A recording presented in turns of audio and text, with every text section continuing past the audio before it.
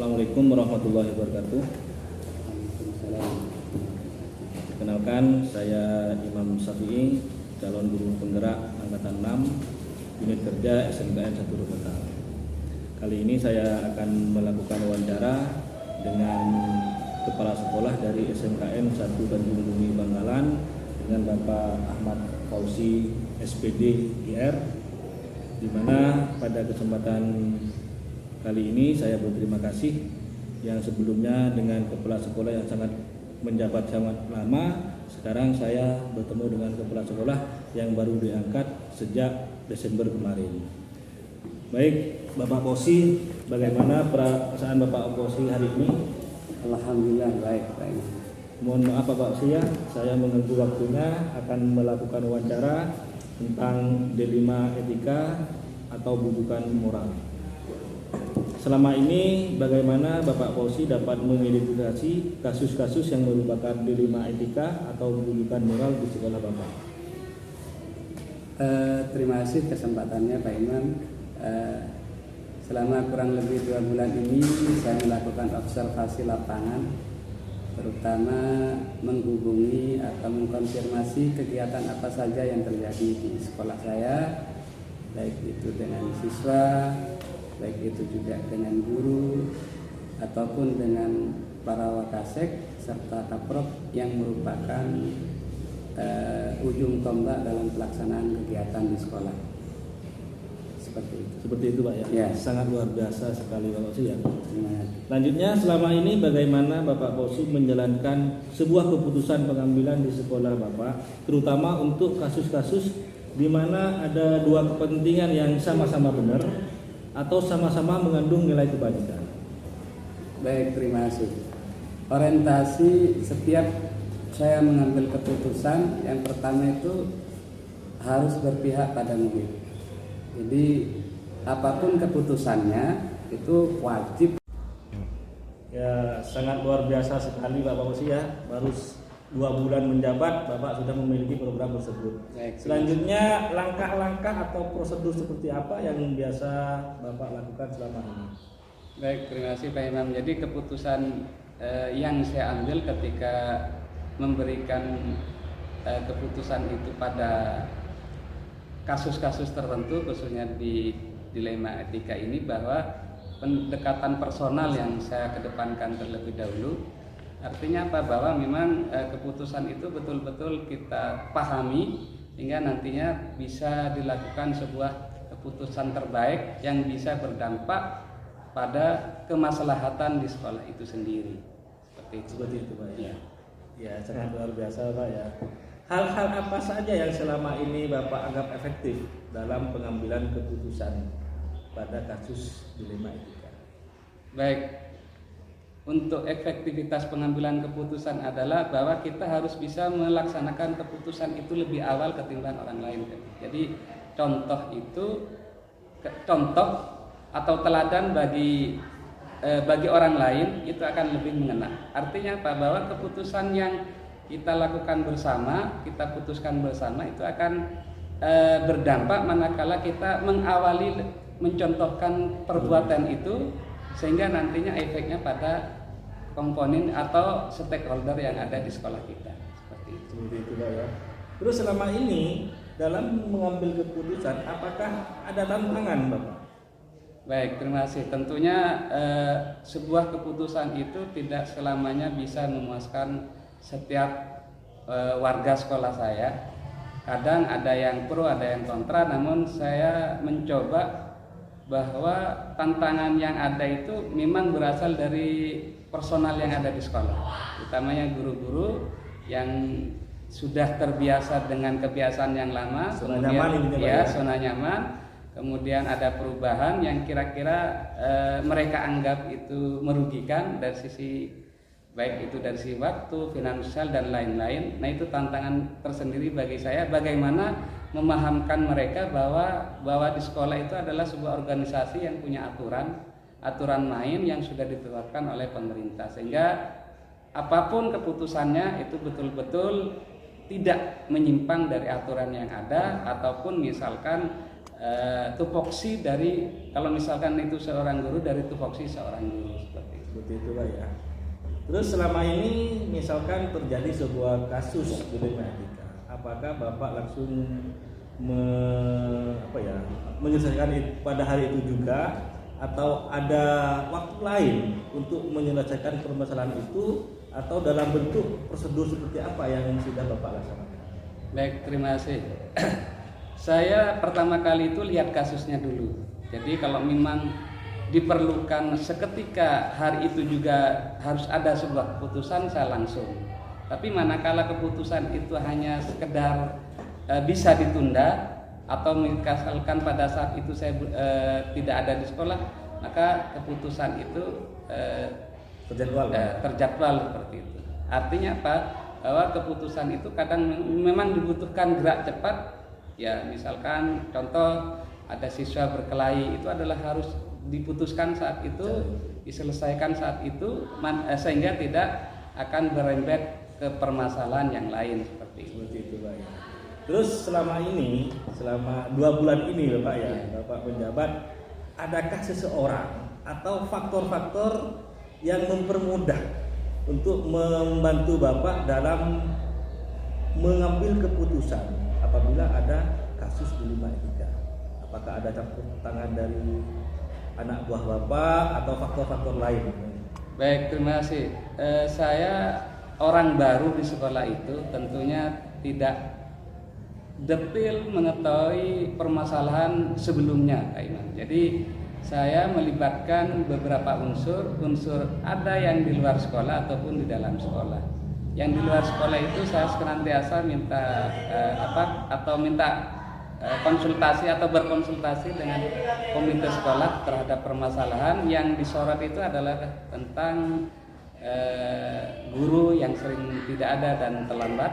Kemudian kalau dari dalam sekolah sendiri, saya menggali informasi dari terutama para waka yang memang sebelumnya sudah paham permasalahan yang ada di sekolah. Kemudian saya kolaborasikan sehingga menghasilkan keputusan yang tepat sasaran, sehingga keputusan itu bisa berdampak untuk kemaslahatan di sekolah saya. Seperti itu Pak. Terus dari semua hal yang telah Bapak sampaikan dari pertanyaan pertama sampai yang terakhir, pembelajaran apa yang dapat Bapak petik dari pengalaman Bapak selama Bapak mengambil sebuah keputusan? Baik, terima kasih Pak Iman. Saya memang, kalau kemarin saya adalah guru yang menjadi objek sebuah keputusan, tapi sekarang saya seorang kepala sekolah yang harus tahu bagaimana keputusan itu harus bisa win-win solution. Artinya apa? Bahwa keputusan itu jangan hanya menguntungkan pihak tertentu saja, tapi harus berdampak, bermaslahat bagi semua yang ada di warga sekolah. Nah, yang saya petik pengalaman bahwa keputusan itu tidak bisa memuaskan semua orang. Pasti ada salah satu yang merasa dirugikan, merasa kurang pas, ataupun hal lainnya. Tapi saya berusaha melalui pendekatan personal, baik itu secara kelembagaan, artinya dari Waka menginstruksikan kepada Kaprokli, ke wali kelas, itu semua saya pakai. Kemudian juga pendekatan personal itu saya pakai juga, dan itu yang memang betul-betul efektif agar sebuah keputusan itu tidak kontradiktif satu sama lain. Artinya apa? Bahwa keputusan itu memang harus bercermin atau bisa seperti yang saya sampaikan di awal, harus win-win solution. Jadi tidak ada yang merasa dirugikan dan semuanya ikhlas melaksanakan seperti itu.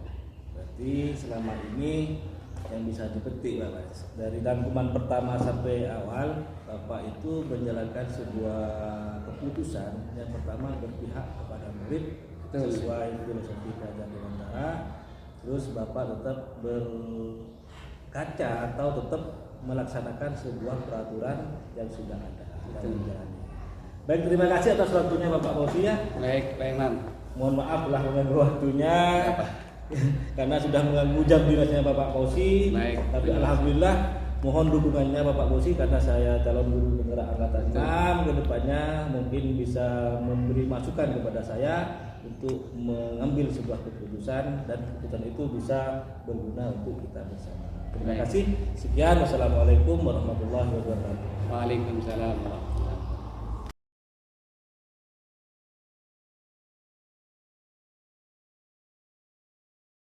Assalamualaikum warahmatullahi wabarakatuh. Perkenalkan, saya Imam Syafi'i, calon guru penggerak angkatan 6 dari unit kerja SMKN 1 Robatal. Di sini saya akan melakukan wawancara dengan tema dilema etika dan kedudukan moral dengan Kepala Sekolah Ibu Rahmawati SPD MSI yang memimpin SMKN 1 Robatal. Baik, selamat pagi Bu Rahma. Selamat pagi. Gimana kondisi Bu Rahma hari ini? Apakah dalam kondisi senang? Alhamdulillah sehat, gembira, bahagia. Baik Bu Rahma, sekarang saya akan bertanya kepada Ibu karena Ibu selama ini sudah menjabat di SMKN 1 Robatal sangat lama sekali. Selama ini bagaimana Ibu dapat mengidentifikasi kasus-kasus yang merupakan dilema etika atau kedudukan moral? Saya terima kasih Pak Imam. Selama saya bertugas di SMK Negeri 1 Robatal ini banyak hal-hal atau kasus-kasus yang perlu keputusan yang harus saya ambil, dan keputusan itu tidak menentang atau keputusan itu baik untuk kedua-duanya. Ini banyak sekali di sini yang perlu kebijaksanaan. Keputusan itu keputusan yang harus bijaksana, artinya tidak merugikan salah satunya, tapi kita tetap bergandengan tangan mencari celah, mencari solusi yang tepat sehingga tujuannya itu bisa tercapai bersama-sama. Baik, terima kasih Ibu ya. Selanjutnya, selama ini bagaimana Ibu menjalankan keputusan pengambilan di sekolah Ibu, terutama untuk kasus-kasus di mana ada dua kepentingan yang sama-sama benar atau sama-sama mengandung nilai kebalikan? Ya, terima kasih. Ini keputusan yang pernah saya ambil yang terkait dengan siswa di sekolah saya itu banyak latar belakangnya. Secara ekonomi mereka dari masyarakat petani, artinya bapak ibunya hidup di pertanian. Kadang bertani itu tidak memiliki tanah pertaniannya, hanya sebagai buruh dibayar harian. Dan ada juga yang ditinggal kerja oleh kedua orang tuanya sehingga dia tinggal bersama neneknya. Tapi alhamdulillah untuk kepentingan ini sekolah, mereka tetap sekolah di umum maupun sekolah di keagamaan. Artinya kalau di daerah Sampang ini istilahnya madrasah ya. Nah, keputusan yang harus saya ambil ini ya terkait dengan kepentingan yang sama-sama benar. Anak di sini Kak, sekolah di SMK Negeri 1 Robatal itu masuk pagi, sehingga ada anak yang masih sekolah madrasah ketika pulang sekolah. Nah, ini dilema sama-sama baik. Baiknya apa? Sama-sama menuntut ilmu, yang satu sekolah umum, yang satu sekolah keagamaan berbasis Islam di Sampang ini. Anak itu harus sekolah, tapi jam sekolah itu sama-sama menggunakan waktu yang sama, sehingga saya mengambil keputusan setelah saya berdiskusi dengan para wakasek, dengan teman-teman yang perlu saya ajak berkomunikasi, yang bisa ajak untuk mengambil keputusan solusi ini, berkomunikasi juga dengan guru agamanya, sehingga keperluan anak untuk sekolah madrasah juga terlayani. Sehingga ketika anak itu melapor, Bu saya harus pulang jam sekian, maka saya harus ambil kebijakan, oke lah nak, sewaktu-waktu kamu bisa pulang lebih dahulu dan tidak boleh pulang terus. Jadi kita harus safety. Dan kita juga meminta surat dari madrasah tersebut bahwa anak ini untuk jam-jam atau hari-hari tertentu tetap belajar di sekolah SMK sampai jam pulang. Setelah pulang baru nanti sekolah di madrasah. Juga saya meminta sewaktu-waktu juga Bapak ini, putrinya yang sekolah di SMK ini nanti bisa masuk lebih awal. Kita memulangkan, memberi izin untuk pulang lebih awal sekolah madrasah di yayasan Bapak. Itulah keputusan yang bisa saya ambil karena dua-duanya sama baik Pak. Anak juga berhak untuk mendapatkan pengajaran sesuai amanah Undang-Undang Dasar 1945. Jadi tidak ada yang dirugikan, mana kita harus sejalan seiring demi pendidikan anak di Sampang ini. Baik, terima kasih Ibu, sangat luar biasa. Selanjutnya, langkah-langkah apa atau prosedur seperti apa yang biasa Ibu lakukan selama ini? Ya, langkah-langkah prosedur yang untuk pengambilan keputusan Pak ya, ini ya. Satu ya, karena ini permasalahan dengan anak, kita komunikasi dengan anak. Kita juga bisa memanggil orang tuanya, komunikasi dengan orang tuanya. Karena anak di sini saya menerima titipan dari orang tuanya. Ketika ada permasalahan seperti ini ya kita rembuk. Karena ini anak ini adalah milik orang tuanya, ya kita sampaikan. Jadi sama-sama tahu, saya yang dititip tahu dan juga anak yang dititipkan orang tuanya juga tahu. Ya itu untuk orang tua. Di dalam stakeholder saya juga berkomunikasi dengan guru, dengan program ya, semuanya kita sampaikan sehingga hal-hal yang kejadian seperti ini diketahui secara umum dan keputusan itu adalah keputusan bersama. Ya. Baik, terima kasih Ibu. Selanjutnya, hal-hal apa saja yang selama ini Ibu anggap efektif dalam pengambilan keputusan pada kasus-kasus dilema etika seperti yang Ibu ceritakan tadi? Ya, hal-hal apa saja yang selama ini saya anggap efektif dalam pengambilan keputusan ya komunikasi itulah. Komunikasi dua arah, komunikasi bersama, hal-hal yang misalnya kita buntu, kita tidak bisa menyampaikan, kita ada bantuan, ada solusi. Berarti ada dari kolaboratif selama ini ya? Kolaboratif komunikasi dengan siapa yang saja yang berkepentingan dalam hal-hal pengambilan keputusan tersebut. Baik, terima kasih Ibu, sangat luar biasa Ibu ya. Lanjut Bu ya, hal-hal apa saja yang selama ini merupakan tantangan dalam pengambilan keputusan pada kasus-kasus dilema etika? Tantangannya yang selama ini Ibu anggap menjadi tantangan? Untuk tantangan sebenarnya Pak, kalau ketika ada komunikasi itu tantangan bukan nggak ada, tereliminasi atau mengurangi. Jadi tantangan itu bisa kita kita minimalisir ya. Ketika kita berhadapan dengan suatu dilema ya kita juga perlu masukan-masukan dari semua pihak ya itu. Jadi sementara ini karena ketika tantangan apa maksudnya ini merupakan merupakan tantangan ya. Kendala nanti misalkan di kemudian hari Bu ya.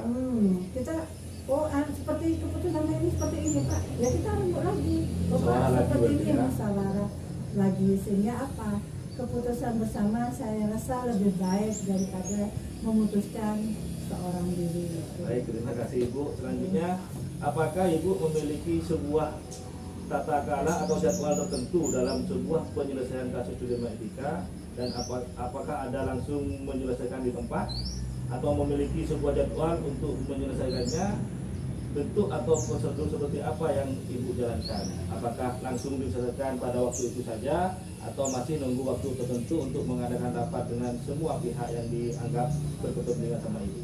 Begini, untuk penyelesaian kasus dilema etika Pak, ini ya, apakah ada jadwal? Ya memang ketika ada kasus dilematika, berarti saya kan harus punya agenda.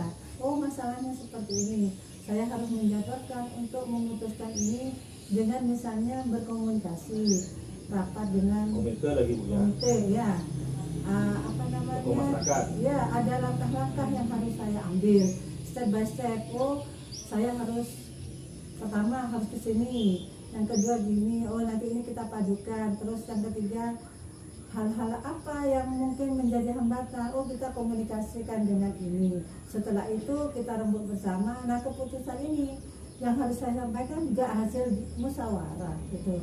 Setelah ini selesai, kita kembali lagi langkah-langkah tadi siapa saja yang saya ajak untuk ini ya kita sampaikan loh Pak, tadi ini Pak masalah seperti ini, inilah hasilnya keputusannya. Itu jadwal iya, prosedur iya, dicatat iya, direncanakan. Dan notulin berarti Bu harus ya. ya harus. Kenapa? Karena kalau tidak dicatat, kalau tidak direncanakan, artinya tak apa ya, langkah-langkahnya itu loh dia sesuai dengan Prosedur yang ya. kita ya langkah-langkah tersebut sesuai dengan masalah yang kita hadapi. Baik Ibu. Selama ini apakah ada seseorang atau faktor apa yang selama ini mempermudah atau membantu Ibu dalam mengambil keputusan dalam kasus ini? Ya seseorang atau faktor-faktor apa saja itu ya Misalkan banyak. dibantu siapa gitu Ibu? Kalau personal yang bantu ini tim yang solid lah di SMK Negeri 1 Robotal ini Pak. Ini tim saya ya dari Makassar, Biru, juga komitenya itu faktor-faktor yang mendukung dalam pengambilan langkah-langkah saya selaku kepala sekolah, baik keputusan itu keputusan di sekolah maupun keputusan untuk dengan pihak luar. Pihak luar kita juga terbantu oleh komite yang selama ini juga tokoh masyarakat. Jadi ketika kita berhubungan dengan luar, kebijakan itu menyentuh juga dengan masyarakat, komite juga siap membantu. Karena di sini itu adalah berbasis desa, komite juga membantu kita menghubungkan kita dengan juga kepala desa. Jadi si anak orang tua itu kan juga milik kepala desa. Nah di sini tokoh masyarakat yang ada di komite saya ini welcome membantu lewat prosedur kepala desa. Jadi semuanya terbantu. Nah, faktor-faktor apa saja yang bisa membantu seperti ini? Ya banyak Kak, kekeluargaan. Berarti Ibu Ya. menerapkan kolaboratif selama ini Ya, Bu ya. kolaboratif. Jadi kita tidak bisa hidup sendiri karena kita juga bertetangga. Posisi kita juga bertetangga dengan masyarakat, bukan hanya di komite. Jadi kita juga faktor-faktor tetangga ini Sosial juga itu ya. sosialnya ini juga membantu kegiatan kita sehari-hari. Ini tetangga-tetangga juga tetangga yang baik gitu. Ya, Ibu, terima kasih Bu ya. Terakhir Ibu ya, dari semua yang Ibu telah sampaikan tadi, pembelajaran apa yang dapat Ibu petik dari pengalaman Ibu dalam mengambil keputusan dilema etika? Pembelajaran yang dapat saya petik ternyata ya selain kolaboratif ya, kalau komunikasi kolaboratif, kerjasama, teamwork ini ya, ada hal yang amat sangat penting dalam pembelajaran yang saya dapat petik dari pengambilan dilema etika itu. Kadang keputusan atau aturan atau kebijakan di sekolah itu apa Pro dan namanya, kontra Ibu ya. pro dan kontra ataupun beririsan dengan waktu yang juga dibutuhkan oleh orang lain, tapi asalkan tujuannya baik, kita selaku kepala sekolah mendorong. Berarti dapat disimpulkan selama ini Ibu mengambil keputusan berpihak pada murid Bu, berarti Bu. Ya, berpihak pada murid Sesuai dengan filosofi Ki Hajar Dewantara. Baik, berarti apa yang Ibu telah sampaikan barusan sudah sangat sesuai dengan apa yang saya inginkan ya, sesuai dengan filosofi Ki Hajar Dewantara. Karena salah satu 3 pengambil keputusan itu Ibu, yang pertama adalah berpihak pada murid. Baik, terima kasih Ibu atas waktunya. Dari tadi mohon maaf apabila ada kata-kata atau pertanyaan yang menyinggung Ibu. Terima kasih. Wassalamualaikum warahmatullahi wabarakatuh. Waalaikumsalam warahmatullahi wabarakatuh. Terima kasih Bu. Sama-sama Pak Imam.